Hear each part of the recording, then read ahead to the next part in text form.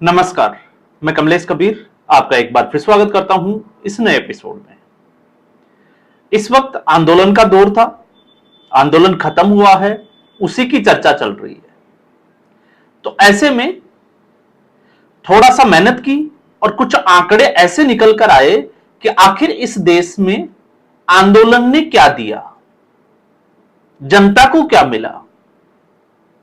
क्योंकि हमेशा सवाल जो है वो यही रहता है कि आखिर जो आंदोलन है वो किसी मकसद के लिए किया जाता है, लेकिन आखिर में उसका परिणाम क्या है।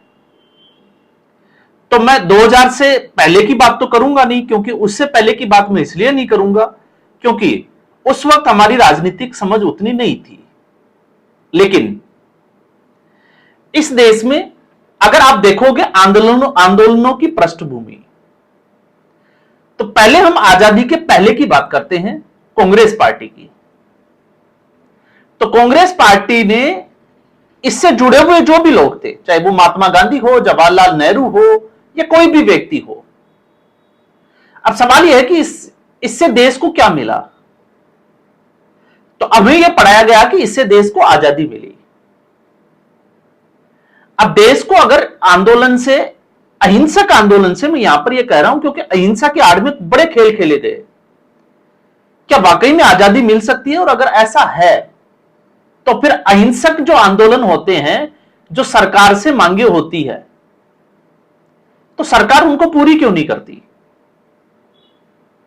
जब आंदोलन हिंसा का रूप लेता है तब सरकार क्यों जागती है?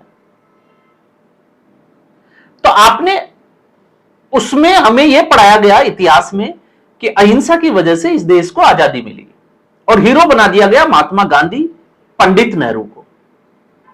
इसके अलावा सबको जो है वो छुपा दिया गया।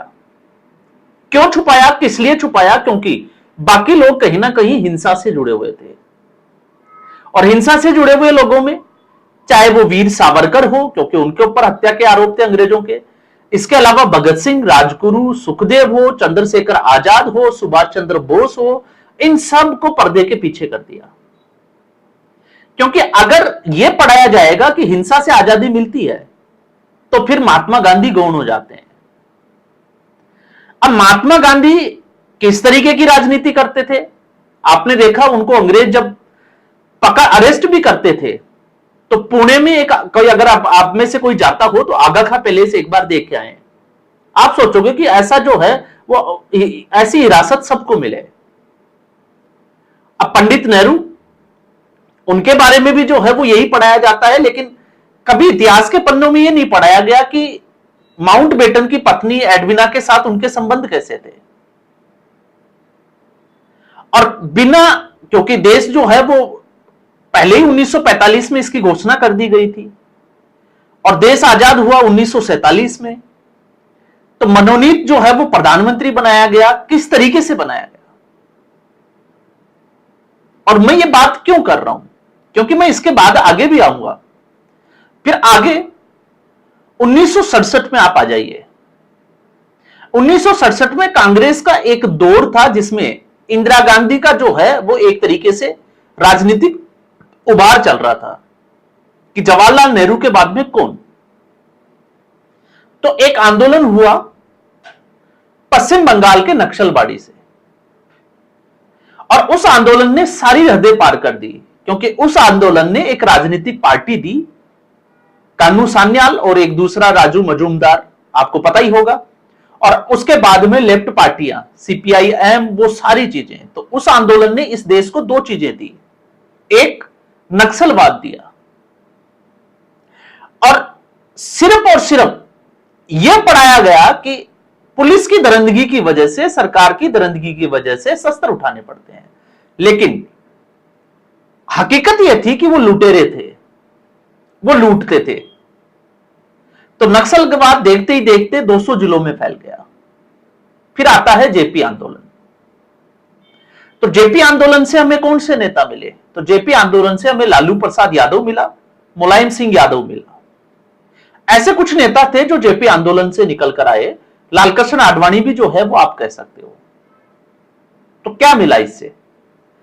तो मुलायम सिंह यादव कार सेवकों पर गोलियां चलाई, उत्तर प्रदेश में दंगे किस तरीके से हुए राजनीतिक लाभ के लिए, और अगर आप उनके स्टेटमेंट देखोगे तो आपको समझ में आएगा। लालू प्रसाद यादव का जंगल राज सबको पता है, और घोटालों की तो जो है वो लिस्ट ही बहुत लंबी है। और जब राजनेताओं की हम बात करते हैं तो आप देखिए, अरविंद केजरीवाल भ्रष्टाचार के खिलाफ आए थे, लालू यादव के खिलाफ जो है वो मंच से बड़े बड़े भाषण देते थे, लालू प्रसाद यादव के साथ आज वो मंच शेयर करते हैं। कांग्रेस पार्टी गठबंधन कर रही है, तो जेपी आंदोलन से नेता निकल कर आते हैं। शरद पवार भी ठीक इसी तरीके से महाराष्ट्र के एक आंदोलन से निकल कर आते हैं। लाल कृष्ण आडवाणी अगर आप देखोगे तो रथ यात्रा। अब आप सोचकर देखिए, 500 साल से हिंदू जो है वो लगातार इंतजार कर रहा था राम मंदिर का, और आजादी के बाद से वो कानूनी लड़ाई लड़ रहा था। लेकिन बाबरी विध्वंस को आप कैसे देखते हो, अहिंसक या अहिंसक? तो आपको ये कहानी जो है वो समझ में आएगी। और फिर उसके बाद में, क्योंकि यहां तक जो आंदोलन हुए तब तक शायद जो है वो, क्योंकि जब रथ यात्रा निकली तब तो मैं पैदा तो हो चुका था, लेकिन राजनीतिक जो अनुभव है वो 2010 के बाद का है। तो हम 2010 के बाद की बात करते हैं। 2010 के बाद में इंडिया अगेंस्ट करप्शन एक आंदोलन देखा इस पूरे देश ने, प्योरली अहिंसक आंदोलन, लेकिन उसकी बड़ी वजह थी लगातार कांग्रेस पार्टी में भ्रष्टाचार, एक के बाद एक। लेकिन सवाल यह आज भी वही खड़ा है कि जिस जन लोकपाल बिल के लिए इस आंदोलन का जो है वो गठन किया गया, इस आंदोलन को चलाया गया, आज 2026 में क्या जन लोकपाल जो है उसकी स्थापना की? तो इसका जवाब क्या है?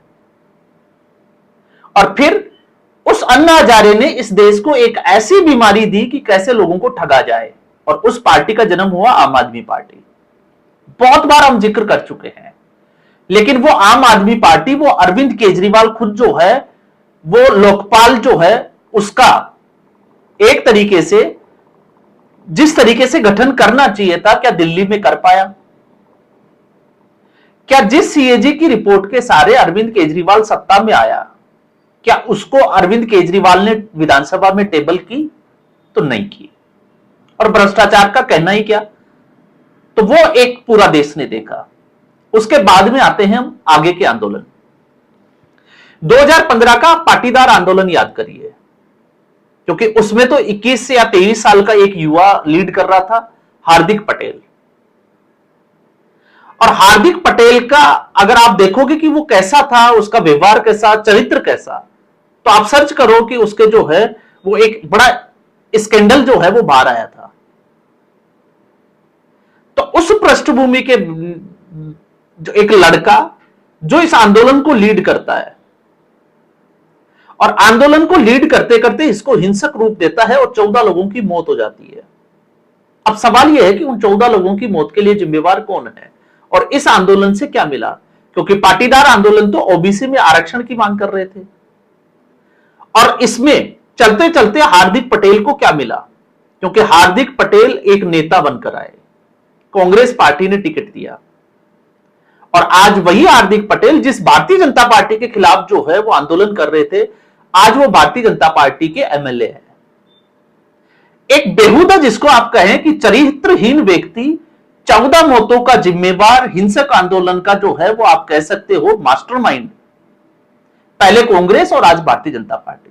तो राजनीति में आप ये कह सकते हो कि इस पार्टी में जो है वो विचारधारा कम है, इसमें ज्यादा है, इस पार्टी में जो है वो भ्रष्टाचार कम है, इसमें ज्यादा है। आप किसी को क्लीन चिट नहीं दे सकते, और ये हर पार्टी का हाल है। भारतीय जनता पार्टी भी उसी में आती है, क्योंकि भारतीय जनता पार्टी ने भी, और राजनीति जो है वो नाम भी इसी का है, क्योंकि सही तरीके से, सीधे तरीके से एक कहावत है कि सीधा पेड़ जो है वो जल्दी कटता है। तो हार्दिक पटेल नेता बन गया। इसके अलावा रेशमा पटेल कई पार्टियों में जा चुकी है, वो भी इसी आंदोलन। अल्पेश कथीरिया इस वक्त जो है वो आम आदमी पार्टी। तो ये सारे जो है वो उस पाटीदार आंदोलन की देन है, इस देश को कुछ नेता मिले हैं। फिर हम आते हैं 2017 में सहारनपुर में दलित समुदाय का एक आंदोलन खड़ा होता है, और उस आंदोलन से एक देश को एक और नेता मिल जाता है, चंद्रशेखर आजाद रावण। कितना पढ़ा लिखा है, क्या उसका चरित्र है, क्या उसकी भाषा शैली है, सिर्फ और सिर्फ किस लिए? आप सोचकर देखिए। जो अभी छात्रों के लिए खड़ा है, ये छात्र कौन से है? सिर्फ छात्र जो है वो क्या SC ST में ही है? क्या छात्र जनरल और OBC के नहीं है? जो 80% लाकर भी बेरोजगार घूमते हैं, उनका सिलेक्शन नहीं होता है। तो उनकी लड़ाई जो है वो चंद्रशेखर आजाद रावण जो है वो नहीं लड़ेगा। तो आप समझ सकते हैं। और फिर किसान आंदोलन, तो किसान आंदोलन से भी जो है वो गुरनाम सिंह चढ़ूनी जैसे नेता ही निकले। वो जीत नहीं पाए, मैं उसकी बात नहीं कर रहा हूं, लेकिन शुद्ध रूप से वो राजनीति करने लगे। और राकेश टिकैत वो क्या कर रहा है? वो भी तो राजनीति कर रहा है। खुलकर जो है वो कांग्रेस पार्टी के लिए बैटिंग करता है, भारतीय जनता पार्टी के खिलाफ। इसलिए आपने देखा है जहां पर विपक्ष की सरकारें हैं, राकेश टिकैत कहीं भी जो है किसानों को क्या दिक्कत है वो कहीं जाकर नहीं देखता। यही योगेश यादव का हाल है, योगेंद्र यादव का। तो अब सवाल यह है कि इस आंदोलन से भी क्या मिला? तो इस आंदोलन से क्या मिला? क्या छात्रों की समस्याएं समाप्त हो गई? नहीं हुई। क्या इससे आत्महत्याएं रुक जाएगी? नहीं रुकेगी। क्योंकि सीधा सा है, जब तक आरक्षण है तब तक एजुकेशन सिस्टम में आप किसी की आत्महत्या को नहीं रोक सकते। और मैं ये लिखकर जो है वो दावे के साथ कह सकता हूं। क्यों कह सकता हूं? क्योंकि हम सुबह से शाम तक स्टूडेंट्स के साथ वर्क करते हैं। आप 40% नीट के ऊपर जो है वो आप SC ST के बच्चे को आप एंट्रेंस में तो क्लियर कर दोगे, लेकिन आप सोच कर देखो वो MBBS कैसे करेगा? 4 साल वो कैसे प्रेशर को झेलेगा? और आप 80% वाले को जो है वो घर बिठा देते हो, जो कि उसको क्लियर कर सकता है, तो उसका क्या? लेकिन आरक्षण की कोई बात नहीं करेगा। तो ये जो जय भीम के नारे लग रहे हैं, अब आप देखोगे कि इससे एक नेता और निकल कर आएगा। तो शुद्ध रूप से आंदोलन से जो है वो जनता ठगी जाती है। जनता को सपने दिखाकर उनके साथ धोखा किया जाता है। और धोखा करने वाले कौन सी पृष्ठभूमि से आते हैं? आप देखिए कि राजनेता जो है वो गरीब आता है, और गरीबों के लिए लड़ाई लड़ने वाले राजनेता आते हैं। आपको यह भी जानकर हैरानी होगी कि हर आंदोलन में गरीबों की आवाज उठाने वाले राजनेता आते हैं, लेकिन वो खुद जो है वो अरबों की संपत्ति के मालिक हो जाते हैं, और गरीब जो है वो आज भी गरीब ही रहता है। और इस आंदोलन में एक चीज और जिसकी हम बात करें, और वो चीज यह है कि जो आंदोलन का संचालन करता है, जो आंदोलन खड़ा करता है, आज तक उनकी कभी जो है वो पुलिस के द्वारा पिटाई नहीं हुई, क्योंकि वो अपने आप को सबसे पीछे रखते हैं। और विजेता दहिया जैसे लोग तो फुर भी हो जाते हैं। आपको पता है, सौरभ दास, आशुतोष राका भी फुर हो गए, JP नड्डा से बिना जो है वो समय लिए मुलाकात करने चले गए, अभिजीत दीप के ट्रक पर चढ़ गया, और विजेता दहिया जो है वो रेलवे स्टेशन पर पकड़ा गया भागते हुए। तो पिटाई किसकी हुई? या तो पुलिस की हुई, या हुड़दंगियों की हुई, या कुछ निर्दोष लोगों की भी हुई होगी जो छात्र थे। तो आप समझ सकते हैं कि आंदोलन का स्वरूप क्या होता है। और फिर उसके बाद में कल से जो है वो लगातार कई लोग जो है वो इसको नरेंद्र मोदी, भारतीय जनता पार्टी का जो है वो मास्टर स्ट्रोक बता रहे हैं। तो मास्टर स्ट्रोक होता क्या है राजनीति में? राजनीति में या तो आप जीतते हैं या फिर हार जाते हैं, और शुद्ध रूप से कहने में कोई बुराई नहीं है। भारतीय जनता पार्टी, नरेंद्र मोदी की सरकार का इंटरनल सिक्योरिटी को लेकर यह सबसे बड़ा फेल्योर था। शुद्ध रूप से सरकार जो है वो दबाव में आकर झुक गई। इससे जो है वो कहने में कतई बुराई नहीं है। और जो अगर ये नहीं कहता है, वो शुद्ध रूप से फिर जो है वो किस तरीके का पत्रकार है आप समझ सकते हैं। तो एक वर्ग जो है लेफ्ट की, जिसकी हम बात करते हैं, वो क्या कर रहा है वो तो पूरा देश देख ही रहा है। लेकिन इस तरफ के भी पत्रकार जो है वो इसी तरीके की बात कर रहे हैं। आप क्यों नहीं बात करते कि किसान आंदोलन से क्या सीखा सरकार ने, और इस आंदोलन से क्या सीखा? 20 दिन चल रहे थे, सोनम वांगचुक को क्यों उठाया? अच्छा, इसमें भी जो है वो एक आप सोचकर देखिए कभी, जिस सोनम वांगचुक को कुछ दिनों पहले तक जो है वो जेल में बंद कर रखा था, इसी सरकार ने NSA लगाकर, वो अचानक से सोनम वांगचुक जी हो गया। आप वो जिस दिन अनशन पर बैठा उसी दिन आप उसके 2 डंडे मारकर भगा सकते थे, क्योंकि आपके पास इसके भरपूर जो है वो लॉजिक थे, तर्क थे कि इसने लद्दाख में जो है वो किस तरीके का स्टेटमेंट दिया था, हिंसा फैली, 3 लोगों की मौत हो गई, भारतीय जनता पार्टी का कार्यालय फूंक दिया गया, और ये राष्ट्र की सुरक्षा के लिए खतरा है, वापस से इसको पकड़ते, जेल में डाल देते या लद्दाख भेज देते, नजरबंद कर देते, लेकिन इसको बैठने दिया और फिर इसको उठाया। तो उस वक्त पूरी व्यवस्था नहीं की कि इस आंदोलन को तितर बितर किया जा सके। तो आप इससे भारतीय जनता पार्टी को शाबाशी कैसे दे सकते हैं, आप जरा सोचकर देखिए। तो आज के एपिसोड में बस इतना ही। उम्मीद करूंगा वीडियो एपिसोड आपको पसंद आया होगा। वीडियो को लाइक करें, शेयर करें, चैनल जरूर सब्सक्राइब करें। धन्यवाद।